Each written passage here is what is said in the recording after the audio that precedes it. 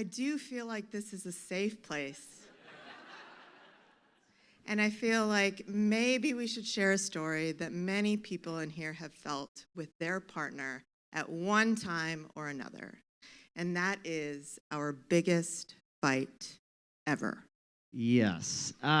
So it was 1 year into having our firstborn baby, and it was our first weekend away, right? It was going to be a romantic weekend. We were in Austin, Texas, and we had it all figured out, right? We were going to eat incredible food. We were going to have incredible conversations, and at the end of the night, hopefully have a little cake. Just keep it going, babe. Okay, so we're at the restaurant. I start the conversation. It's an awesome restaurant. It's a packed-out restaurant. And I turn to you and I say, let's talk about the highs and lows of the last year. To which I responded, this entire year has been one big low. I can't remember a high besides the day our daughter was born. So, yeah, in fact, I'm so tired after this year, I think I'm just going to sleep all weekend. Yeah. So we're trying to stay a little positive here. This is our weekend away, first time away from the baby, and it's my birthday. Yes, because it's all about you. Yeah. You're not even going to ask me why this year has been one big low? I mean, we have this beautiful daughter, but she's still up at night. I'm taking care of her. I'm going to work full time, taking care of the house. Meanwhile, you are still traveling 4 days out of the week. You come and go whenever you please, and I'm just supposed to be doing it all. I'm like a single mother, and I didn't sign up to be a single mother. So this happened 10 years ago, so let's take a little break. Like, we can kind of like, I feel like some of the emotions are coming back up again. Because they are.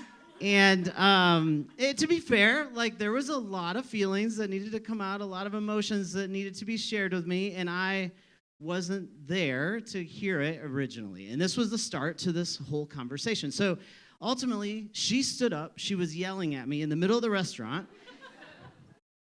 loud,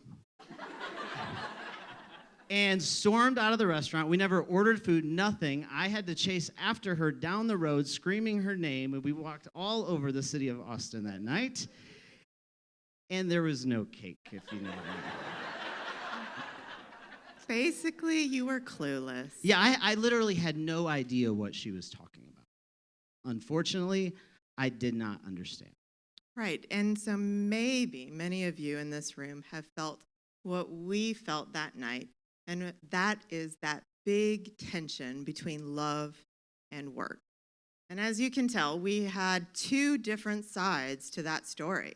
I mean, you had Jeff's perspective, which was clueless, and then you had my perspective, which was reality.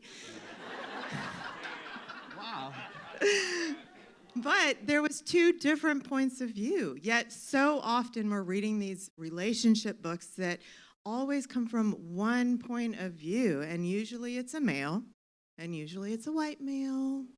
Yeah, and so that's why we're both here today. We're in this together. And the work that I do is I lead a nonprofit in Atlanta called Plywood People. Plywood leads a community of startups doing good. In the last 10 years, we've been able to work with over 700 startup projects. About half of those are nonprofits and half are for-profit social enterprises. But what we've noticed is that this tension between relationships and our work is interwoven as this tension all throughout the entire community. Yes, and I work for Grady Health System. I'm a physician assistant, and Grady primarily takes care of the underserved and uninsured population of Atlanta. And so, I mean, as you can see, we both work, and we both love our work. We also really do both love each other, and we do love our two humans that we are trying to raise as well. Yet this tension and this kind of intersection between all three of these is what creates that really big tension in our relationship. Yeah, and so we started asking this question. Is it possible to change the world, stay in love, and raise a healthy family? It was a huge question that we have currently felt and been personally felt constantly throughout this entire last 10 years. And so we did what we know that we're good at. We started a project called Love or Work, and we got an Airstream and started kind of touring around the Southeast and meeting with anyone that someone would connect us to interview. And over the last 3 years, we've now interviewed over 100 couples on this topic and asking their opinion on if this is all possible. And we started sharing it through a podcast. And then we started engaging a research company called Barna Research. And they surveyed 1,500 people on this topic nationwide. And today, we get to share the first findings with you. Yeah, I mean, this is like a constant thing that we have to do. And this is a constant struggle. And in our biggest fight ever, it was really hard to figure out this tension between love and work. So there's 3 difficulties that we found in the midst of this. Number 1, we found that everyone is exhausted. Number 2, we found that we all think our purpose is most important. And number 3, we all need seasons of purpose and seasons of rest. Now, I will say this. In the midst of all this, there was one consistent thing that we learned from everyone. 95% of the people that we interviewed and surveyed both believe that it is possible to do all 3. So it's possible, but it's very difficult. That's right. And so let's talk about these 3 things. The first one is we are all exhausted. 52% of working women with children surveyed said that they are exhausted, and 45% said they are overwhelmed, as compared to 41% of men saying they are exhausted and 28% saying they are overwhelmed. Yeah, so in the midst of trying to maintain all this stuff, someone has to sacrifice, right? Yeah, and the survey showed that we are really sacrificing a lot of things with ourselves. 43% are dissatisfied with the amount of exercise they get. 46% are dissatisfied with their sleep. Only 30% are able to take time to pray or meditate regularly. And only 8% are able to go and see a therapist or counselor. So in the midst of this, we're sacrificing ourselves. Yeah, and that's where I was at in our biggest fight ever. I mean, I was exhausted, I was burnt out, and I really did not remember the last time that I did something just for me, just to bring joy to my life that wasn't attached to a should. So I started taking a few days off of work because, as I said, I was very burned out. So this first day off I take, and I have the whole day. Jeff's at work, kids' school, and I cleaned my house all day. That's all I did, cleaned my house, even the baseboards. And came home, and that really just didn't help the exhaustion at all. So day 2, I think, well, everything's done in the house. I'm going to go outside, and I go outside, and I look, and there's this big, unruly garden I have. And so I take care of the whole garden all day and clean it all out. And then at the end of the day, I'm exhausted and sunburnt and dehydrated as well. And that's where I interjected, because oftentimes when we think we're taking care of ourselves, we're actually just adding more productivity and not actually finding joy in our life. So I said, okay, if you take one more day off, I have given you this time to take a break, do something for you, find joy, give yourself something that gives you life. Yes. So that day I remember sitting there and I'm looking at this stack of books that maybe you all have too, you know, all the books you should read, the leadership book, my medical journals, all these things. And I realized that none of those books really made me that happy, but I definitely should read them. And I do love to read. And so I downloaded a fiction novel and sat on that couch and read all day long. And it really did bring me joy. And it's one of these things that I think that God really wants us to be full of life and joy. I think she wants us to not function out of exhaustion. She wants our life to be full and fully complete. And while you were dealing with things that you should or should not do and wrestling with that tension, I obviously had to make some new habits. I needed to change how I was living. And in the midst of that next year, as we were unpacking what happened in Austin that time, I started realizing that I was prioritizing my work over my family. And we started using this new language that we started talking about together. If we change the world and if we lose our family, we lose. Yes. And we have a friend, Lori Watson, who's a therapist, and she gave us some really good advice. She talked about the 4-4-4 principle with us, which basically means that I need 4 hours of individual time to myself weekly. And Jeff needs 4 hours of individual time to himself. And then we need 4 hours together weekly.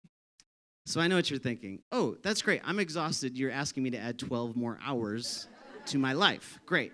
I know that might seem unrealistic today, but maybe this week you could consider gifting to your partner 2 hours to themselves. I think what you'll quickly realize is it will transform how your relationship is operating. All right, number 2, whose work is more important? Mine. So in our research, we found that only 31% of all working couples believe that their partner is in support of their work or dream.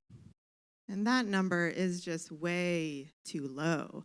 But that's where we were in our biggest fight ever, is that I was just, going and going, but really never feeling truly supported by Jeff. And ultimately, that I just felt like he always thought his work was more important.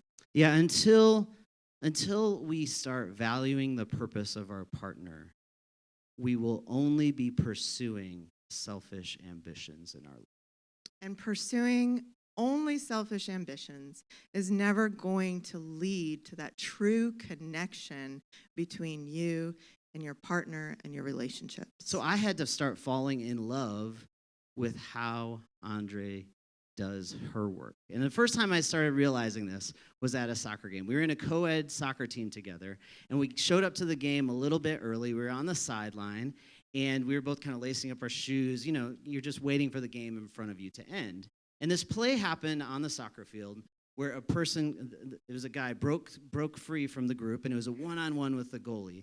And he leaned back like this to hit the winning goal at the very end, but he hit the turf with his foot before he hit the ball, right? And you imagine this moment, right? If you were sitting on the side with me and you heard the crack of his leg and saw this happen with your eyes, you would do, and everyone on the sideline did exactly the same as me. We all leaned back, covered our eyes, tried not to pay attention to what was happening, right? That's what everyone would do. Well, simultaneously, André stood up and started running towards the problem, right? She saw this. There was an injury that happened. She had this instinct that this is why she exists, right? This is what she does. And in that moment, wow, I started falling in love watching what she is made to do and to be. And the same is true for Jeff. I love watching him investing in other people and helping them find their purpose. And yet, it's just, if we don't start looking to our partner and seeing those things that they are gifted in, and we need to fall in love with that. We need that for us to continue in our connection. Yeah, so I don't know if you've ever done this with the person that is closest to you, but have you ever stopped to actually think about what you love about what they do? You may want to think about today, or maybe this week, write them a note. Just take a moment to encourage them in what they are made to do. And the third thing is there are seasons of purpose and seasons of rest. In our research, this stat blew our mind. 59% of working couples do not use all their vacation. That's crazy. So you say you're exhausted, and you don't even take your time off. this is a problem. Yes, and so during our biggest fight ever, it was a season where we were just still going forward like nothing changed in our life, and you were still working and traveling all the time. And that season needed to come to an end. Yeah, and the positive part about this story, there was a positive part of the story, right? Was that we had to go away to actually have the conversations that we needed to have together. Like, it's not until you stop the craziness of life, the busyness of your work, and actually have the ability to listen and let some of those things come out that you actually can reconnect again. Which is why before we go on vacation, we usually have another fight. Yeah, I feel like that's kind of all we're talking about. Yeah, I think people can relate with this. I mean, I'm really, really good at starting the laundry.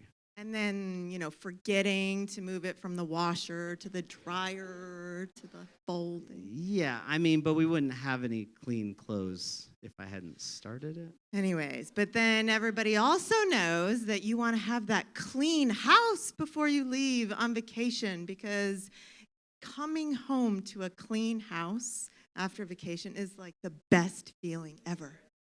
Yeah, because that's what the rest of us want to do, is create more work before we go on vacation. But in all honesty, like, those are funny jokes. We all kind of operate differently in getting ready for this kind of stuff. But what we have found is every time we go away, that first day, there is stuff that comes out. It's like this, it's a beautiful thing, because we've been holding things in for 3 weeks, 4 weeks, however long it's been, and we just need a time and space to be able to share what is going on within us. So it's usually like a 1 to 2 hour purge, that's happening in the car or at the airport or something. When it's in the airport, it's not quite as fun, but yeah. Exactly. But we just need to get that out and be able to take the time, because when we go away with our partner, we're going to have that time to connect with our partner. Yeah, and what's really interesting is if you stop and you schedule and have a time that you're planning to go away, it automatically ends a season. Most of us just keep going and going and going, and we call it a season in our work, but the season never ends. And so you have to proactively find times and schedule it to end, so you can reimagine, edit, and start changing how you're operating as a couple again. Yes, I mean, ultimately, we both have these things that we love. You've heard all of our work, you've heard all of the things that we're trying to do. We both have really good things that are trying to happen here. And yet it's really hard. Those 3 things that make it really hard: being exhausted, prioritizing whose work is more important, and then really believing in seasons of purpose and rest are all vital to this, to making it all work. Yeah, so in wrapping it up, we asked all these people these questions. We're learning every day how personally it can impact our lives, and we're beginning to share it with other people like you. Right, and ultimately, God has made us as 2 different people with very unique gifts. And I really do think that she wants us to love each other and also do our unique work that we were created to do for this broken world.